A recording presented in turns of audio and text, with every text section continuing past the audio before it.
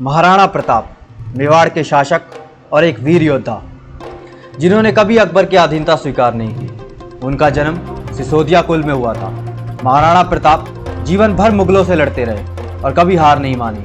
महाराणा प्रताप का जन्म 9 मई 1540 को राजस्थान के कुंभलगढ़ में हुआ था। उनके पिता का नाम महाराणा उदय सिंह और माता का नाम रानी जीवंत कंवर था।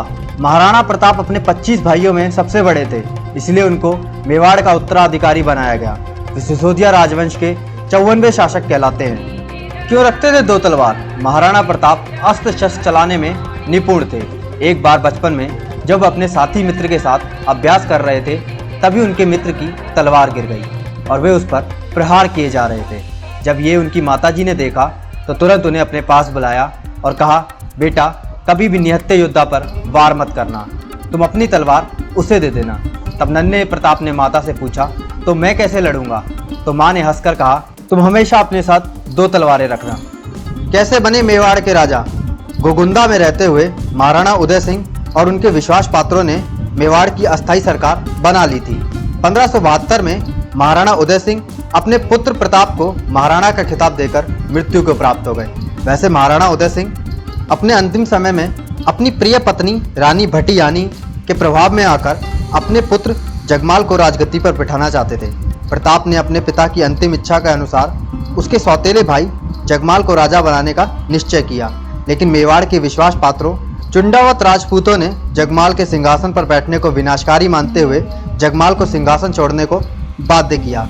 जगमाल सिंहासन को छोड़ने का इच्छुक नहीं था, इसलिए बदला लेने के लिए अजमेर जाकर अकबर की सेना में शामिल हो गया और उसके बदले उसको जहाजपुर की जागीर मिल गई। इस दौरान राजकुमार प्रताप को मेवाड़ के 54वें शासक के साथ महाराणा का खिताब मिला।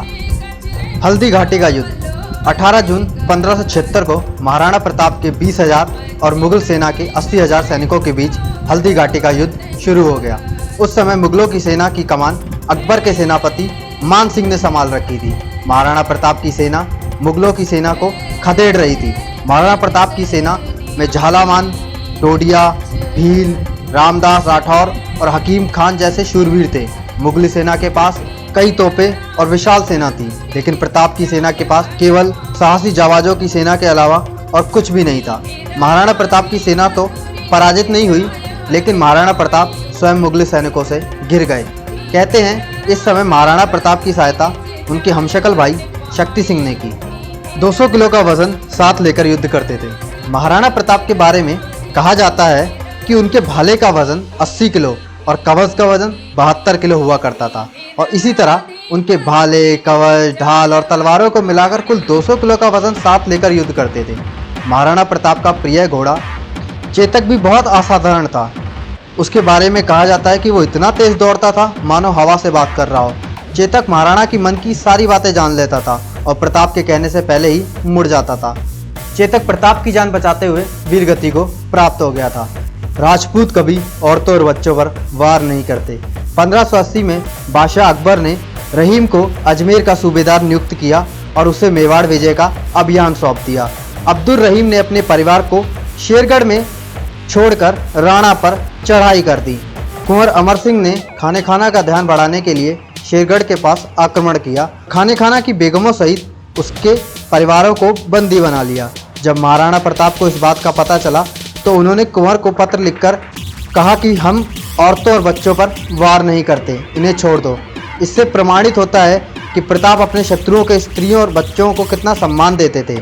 अकबर ने प्रताप को समाप्त कर उसके साम्राज्य पर आधिपत्य करने के उद्देश्य से विभिन्न सेनापतियों को समय समय पर मेवाड़ भेजा, किंतु 12 वर्ष तक उसे उसके उद्देश्य में सफलता नहीं मिली।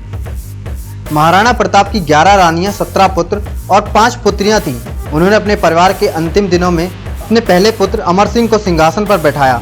महाराणा प्रताप कभी चित्तौड़ वापस नहीं जा सके, लेकिन वो उसे पाने के लिए जीवन भर प्रयास करते रहे। जनवरी 1557 को मेवाड़ के महान नायक महाराणा प्रताप को शिकार के दौरान बुरी तरह घायल हो गए और उनकी 56 वर्ष की आयु में मौत हो गई। उन्होंने मृत्यु से पहले अमर सिंह को मुगलों के सामने कभी समर्पण न करने का वचन लिया और चित्तौड़ पर फिर विजय प्राप्त करने को कहा। ऐसा कहा जाता है कि प्रताप की मौत पर अकबर भी खूब रोया था कि एक बहादुर वीर आज इस दुनिया से अलविदा हो गया। इस तरह महाराणा प्रताप इतिहास के पन्नों में अपनी बहादुरी और जनप्रियता के लिए अमर हो गए।